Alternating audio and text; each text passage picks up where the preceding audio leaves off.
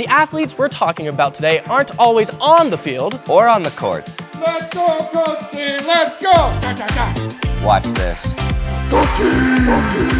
Wow, impressive. We're back with another episode of Game Changers on KSKP. Are you guys pumped? Whew, I know I already am. The only thing that's pumped about you, Aiden, is that poofy hair of yours. Whatever. Today, we're looking at a mega important part of sports these days. The athletes we're talking about today aren't always on the field or on the courts, but their job is to keep the crowds hyped up as they watch the game. You might have guessed it. Today, we're looking at the game-changing job of cheerleading. Let's head over to KSKP's own Coach C for a quick cheerleading breakdown. It's Coach C back with another super quick breakdown, this time on cheerleading. The first recorded cheer in the U.S. was shouted from the crowd at Princeton University in 1884. At first, cheerleading began with a group of men called yell leaders. They would stand in front of the crowd at games to lead them all in united cheers. As it grew, cheering developed into a competitive sport and began to include many of the elements we know today, such as megaphones. Let's go, Coach C, let's go! Da, da, da. And arm motions, signs, pom-poms. And even basic jumps, tumbling, lifts, stunts, and dancing. Let me say that they do it much better than these hooligans here. Hey, I'm a cow. I'm not a hooligan. I'm a mooligan. Anyway, by the 70s, cheerleading had become a predominantly female sport, and today, women and girls make up approximately 85% of these athletes. Currently, cheerleading is one of the most popular activities around the world, with over 3 million cheerleaders in the US alone. Wow, I had no idea that cheerleading was such a competitive sport. Really? How did you not know that? I don't know, I just thought they were the ones cheering for other competitive sports. Well, it's much more than that. I think I could have been an awesome cheerleader because I know how to be loud. Watch this. Wow, impressive. Thanks. And now, we're going to send it over to Hannah for a live look at cheerleading in action. Take it away, Hannah. Thanks, guys. I'm out here on the field today as we shadow a few cheerleaders. Let's take a look at what practice can include for these athletes, shall we?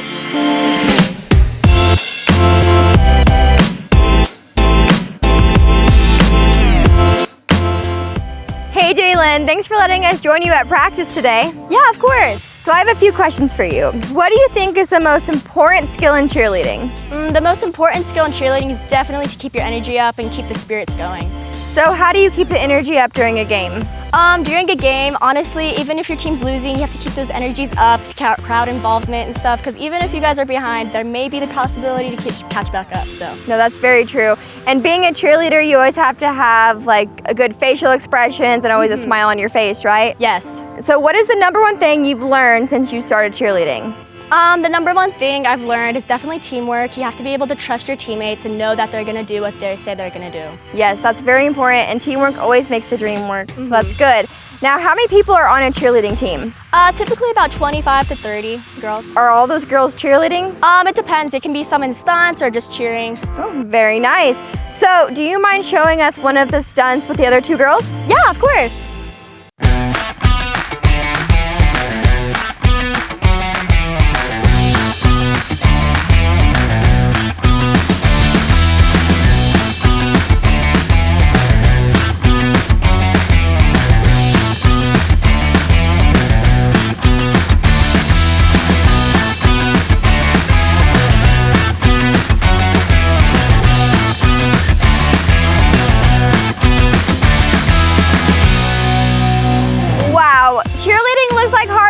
But also so much fun.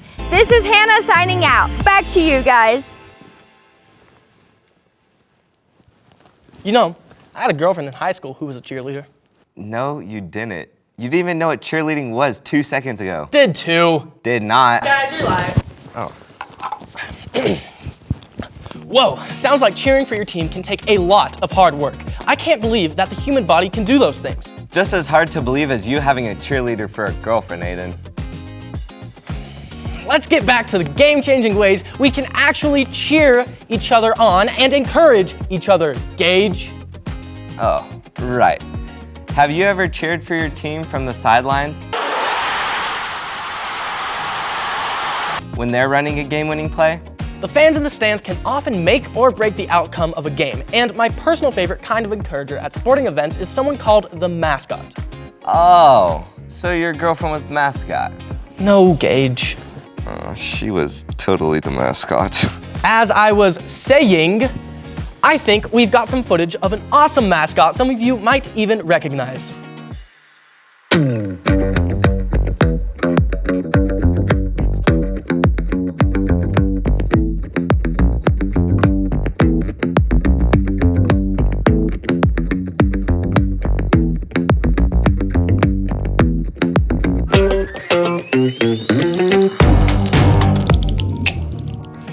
Gotta love Orbit. Yep, and for those of you who didn't know, that was indeed Orbit from the Albuquerque Isotopes. And now it's time for another super quick breakdown with Coach C about what Aiden's girlfriend was, a mascot. Why, hello again, Game Changers. As you just heard, I've got another super quick breakdown for you. Did you know that mascots first appeared in the 1800s when a little boy named Chick, who carried bats and ran errands for baseball players, became known as the team's good luck charm? You see, the French word mascot actually means lucky charm, kinda like the popular cereal brand. Today, mascots play a huge role in sports around the world. They provide an essential connection between the team and their fans because team mascots, much like diehard fans, are in it for the long run. So, let's play a game. If you know what team these mascots represent, shout it out. Ready? Go!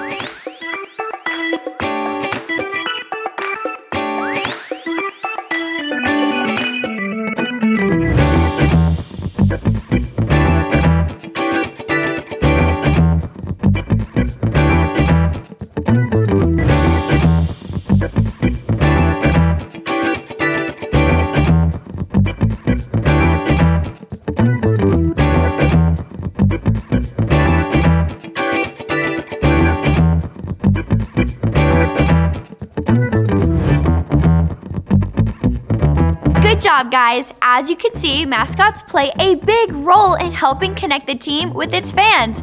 Back to you, guys. Thanks, Coach C, for the awesome info about mascots. Right, but the real information we're still waiting on is what kind of mascot your girlfriend was. That's it! Right now, we're gonna look at a real game changer from the Bible who knew that cheering someone on was totally worth it. Over to you, Liv. Thanks, guys. So today we're going to talk about someone who was a great encourager. So great, in fact, that he was known by a nickname that meant son of encouragement. But before we hear about that guy, we need a little background information about another important person in this story, Saul. Now, some of you might remember hearing about a man named Saul before, and you might remember that eventually he went by the name Paul. But back before he was known as Paul, Saul spent years of his life tracking down Christians and hurting them until eventually Jesus stopped him in his tracks. You see, the Bible tells us that a blinding light shone down from heaven and Jesus called down to Saul. At that moment, Saul's life was changed and he finally believed in Jesus. Soon after, Saul was baptized and he immediately began preaching about Jesus, telling people that Jesus is indeed the Son of God. The Bible says, "All who heard him were amazed. Isn't this the same man who caused such devastation among Jesus' followers in Jerusalem?" they asked. You see, people were amazed because Saul had changed. But some people were still afraid of Saul because of what he'd done to Christians. They didn't think he was truly a believer.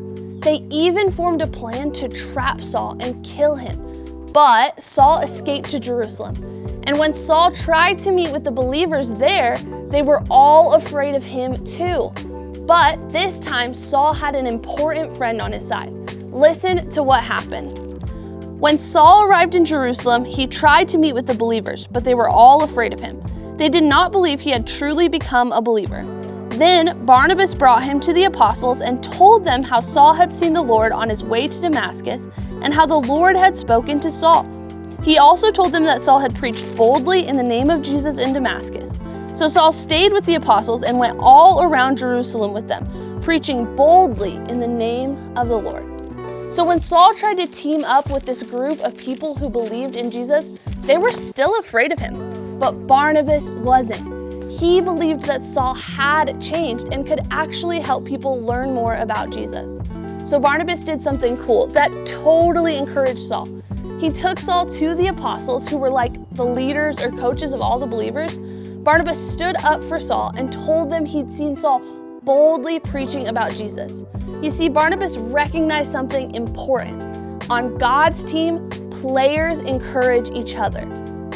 Barnabas knew how important it was for him to stay by Saul's side and hype him up when other people were still doubting him.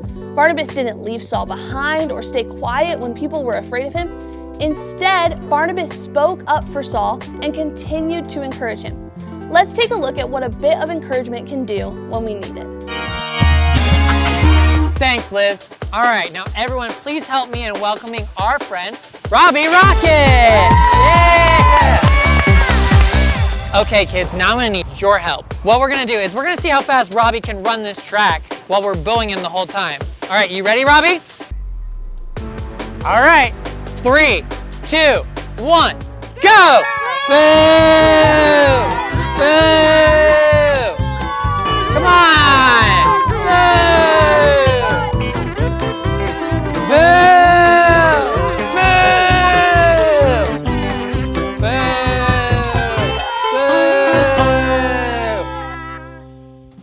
Okay, now we want to see how fast Robbie will run if we're encouraging and telling him good job. Are you guys ready? Yeah! Are you ready, Robbie? All right, here we go. 3, 2, 1, go! Yeah! Go, Robbie! Go, Robbie! You got this! You're doing great! Good job! Yay! See there, just a bit of encouragement can go such a long way. That's why I love this verse from 1 Thessalonians. So encourage each other and build each other up, just as you are already doing. And you know what's even cooler? That book of the Bible was written by Paul himself. So my encouragement for you this week is to listen to Paul's words and be more encouraging like Barnabas. I'm sorry, man. We should be encouraging each other, not fighting with each other. Yeah, I'm sorry too. You're a great sports broadcaster, man, and I'm glad you're on my team. Thanks. You're a great sportscaster too. And I bet your girlfriend was a great cheerleader. She actually wasn't a cheerleader. So she really was a mascot? The world may never know. Over to you, Coach C. Most people would agree that Paul was a super important game changer for Christianity. We know he helped a ton of people start following Jesus, and of course, he even wrote many books of the Bible. But let's look at it this way. If it weren't for some game-changing encouragement from Barnabas, Paul might have not had the chance to make such a huge difference. Barnabas was kind and encouraging to Paul, even when others were not. When it comes to being a good teammate, in sports or in life, we can be encouraging by cheering loud for the people on our team. So, when someone on God's team does something awesome, let's cheer them on so that they're able to do the big things God has for them. Because on God's team, players encourage each other.